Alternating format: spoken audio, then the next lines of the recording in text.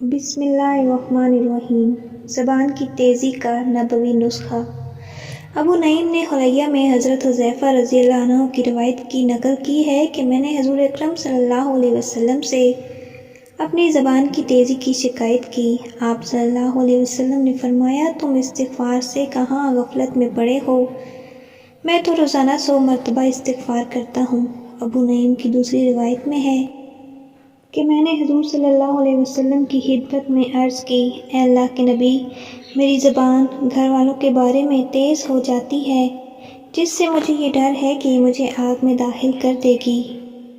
آپ صلی اللہ علیہ وسلم نے پھر فرمایا، میں 100 مرتبہ استغفار کرتا ہوں، تم بھی استغفار کرو۔ استغفار کی کثرت زبان کی تیزی کو زائل کر دے گی۔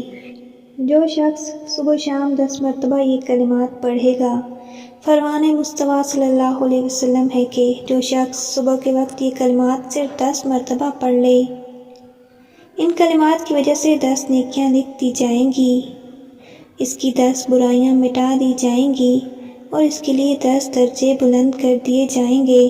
اس کو 4 غلام آزاد کرنے کے برابر ثواب ملے گا، اور یہ کلمات اس کے لیے شام ہونے تک شیطان سے حفاظت کا ذریعہ ہوں گے۔